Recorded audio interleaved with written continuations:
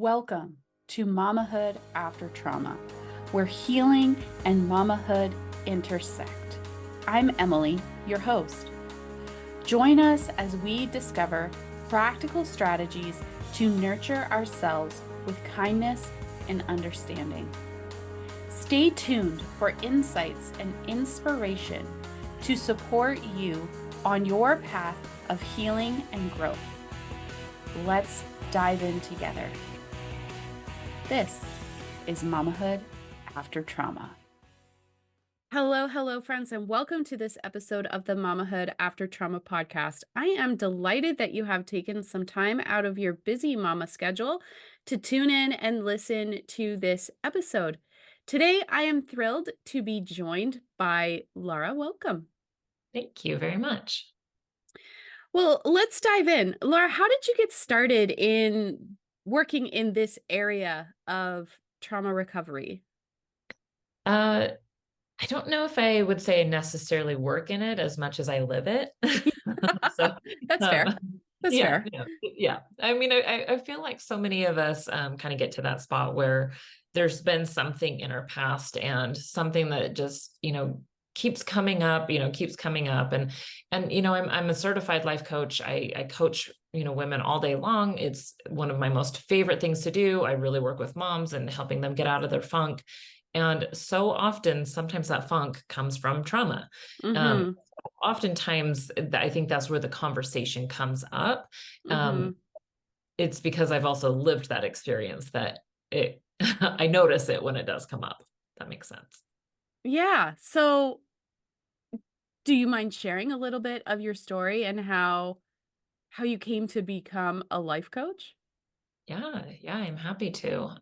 Well, do you want my story about how I became a life coach or like my trauma story? I guess they're kind Um, of well, for me, my life story led to life coaching. So I'm sure maybe yours is similar.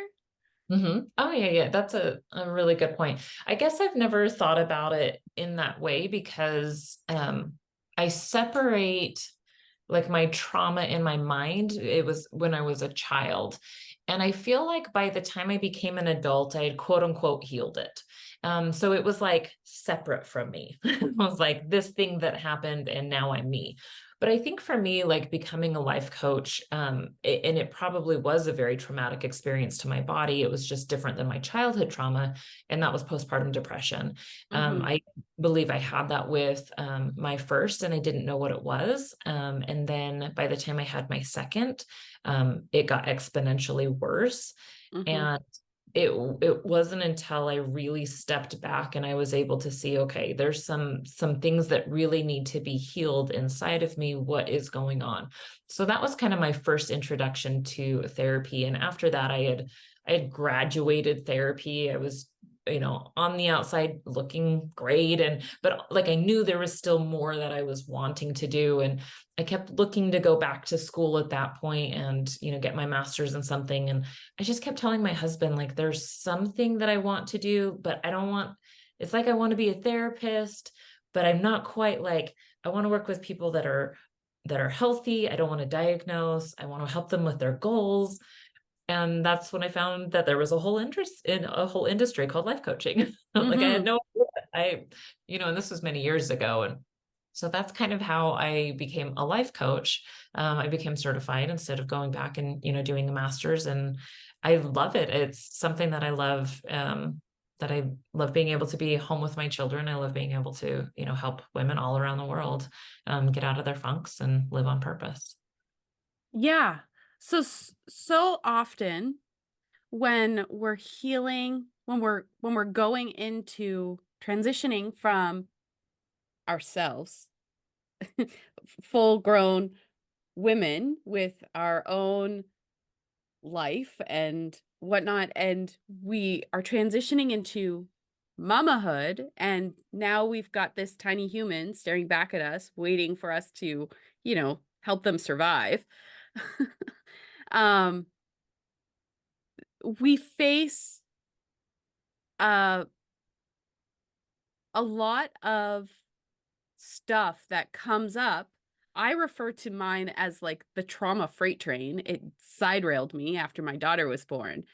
Um, and it was trauma that was waiting to be demanding to be healed. Yeah. So, and I knew then that I wasn't special enough to be the only one facing this. So, how do you help your clients face that? Maybe it's a trauma freight train, maybe it's something else. Yeah, I call it the I like that phrase. I've never heard that, but I call it the whack-a-mole where Yeah. where I feel like, and that's why I say I was quote unquote healed, because I guess in my mind, I thought once you healed trauma, it was one and done. Like it's done, Mm-hmm. it's in the past, I'm doing good, I have a really good life. And then it will like rear its head in some strange way where you Mm-hmm. stop and you look at it and you're like, how is this showing up again? Like you're done. We've dealt. We've been together for a while. You should be done. And so I Yeah. feel like it's always popping up, and I think you're right. Just as you were saying that it there's something about motherhood that will bring it out on a very deep level. Yeah. I think for me, the first time I really noticed it was when my children were getting old enough to play at other people's homes. Mm-hmm. And I had been abused by a family member. It was a brother-in-law to my dad, so an uncle to me. It was when I was away from my family. I was visiting them in another state, and so it was very traumatic because I wasn't in my home atmosphere. I wasn't with my family. I was with a trusted family, and there were things that still happened. So when my kids got old enough to be able to go to someone else's house, it was Mm-hmm. like a full body reaction. I'm like, Mm-hmm. holy cow, I cannot let my children go anywhere. And then if they did go somewhere, it was like I was constantly sweating and pacing and I couldn't actually relax. But I also noticed that that happened even if I was at the house with them too. And so that's, I got to the point where I'm like, I want to be a good mom. I want to be an aware Mm-hmm. mom, self Mm-hmm. protect. And this is not healthy for any of us to be in Mm-hmm. a state of panic all the time. So, and that's, I think for me where, I really saw it come up for the first time. And I had to really work through those, and I do a lot of the same stuff with my clients. I'm not a trauma coach necessarily, but when things come up, we do have to learn to be aware of our body, know the Mm-hmm. symptoms, be present there. And that's really how I had to start working through it. So, what are your go-to strategies when a client is facing something like that? Yeah, I think that's a really good question. My go-to strategies came from the strategies I had to develop for myself. And I Mm-hmm. think first was being able to recognize when I was in like a trauma panic, Mm-hmm. where I had to stop the cycle. And Mm-hmm. for a lot of people, at least for me, it was really hard to do that. So I started keeping a list of the physical symptoms or actions that I was doing that would Mm-hmm. trigger my mind on you're already in like a trauma pattern.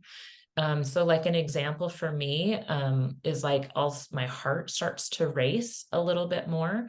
I'll start to pace, the Mm-hmm. halls. Like it looks like anxiety. It can even look like I'm being really productive, but I'm like taking one thing, walking to another, taking one thing. I'm not like actually doing stuff. I'm just moving my body.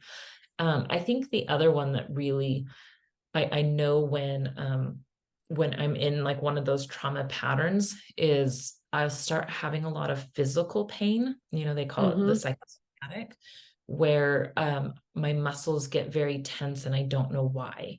And so I'll be sitting there and all of a sudden I'll like notice my entire body is like flexed, like my muscles Mm-hmm. are just there. And I'm like, whoa, like what's going on? And then I can take a deep breath, Mm-hmm. enter myself. So when I'm working with the client, that's probably the first step is really understanding that you may already be in it and looking for those symptoms that you're there. And then we start working on like, how do we unwind that? How do we start getting to the point where we process those emotions in a safe place? Mm-hmm. And then we start working on, okay, what's some of the triggers that are happening? And then we start addressing those. So an example of this would be like for my kids, once I finally started working through that process and healing it, I realized the part that I was holding on to was I felt like if I moved on, then my kids could be harmed. And so it was like this weird, like cognitive dissonance in my brain where I couldn't let it go because that equaled harming my children or the potential of my children being harmed. And so for me, it was, okay, well, what steps can I take in order to ensure their protection? We interrupt this amazing conversation for a word from our sponsor. Are you tired of feeling like you're on an emotional roller coaster in mamahood? Ready to break free from the fear and frustration that's holding you back? Introducing Mama Untriggered, private podcast series, a transformative 5-episode journey to help you calm your nervous system and reclaim your strength in mamahood. In each episode, we'll guide you through practical, actionable steps to understand your triggers, build your trigger toolbox, and harness the power of community for support. Say goodbye to those moments of overwhelm and hello to more peaceful, empowered you. You didn't become a mama to spend your day on edge. It's time to take control of your emotional well-being and create a positive, joyful experience for you and your littles. Ready to break free from the emotional roller coaster? Subscribe now to the Mama Untriggered private podcast series and start your journey to a calmer, happier mamahood today. It's never 100% guarantee, but I created like a list of questions that I go through anytime my kid goes somewhere, to a new house. I ask them a whole bunch of questions and I always just say, okay, this is super awkward. It's nothing about you. It's totally about my past trauma, but can you answer these questions for me? And almost always, I think, no, I mean, it has been every single time parents have actually thanked me for bringing up the awkward conversations because we're all worried about them. So Yeah. it's just, so Yeah. that's kind of how I work through it, back to your Yeah. question. Becoming aware of your where you're feeling, what you're feeling in your body is huge because so often as trauma survivors, we have been conditioned to ignore how we feel in our body because it's wrong, or um uncomfortable or whatever. And so when you come back to healing, the first step really is becoming aware of how you feel in your body and learning to trust that. Yeah. I think that's such an important point. And when we're working with our children, it's teaching them how to trust their body as well. Yeah. That's hard. That's hard if we're feeling so disconnected from our body. And the more we start to recognize and go back to it, I think the easier it is to teach our children to trust their body as well. Yeah. I mean, they watch everything that we do, and they are very much like sponges. They absorb everything, even Even the things we don't want them to absorb. Uh, and and they pick up on it even if you even if your kids are really little and you're working through traumas that you've experienced when you were really little. They pick up on how you are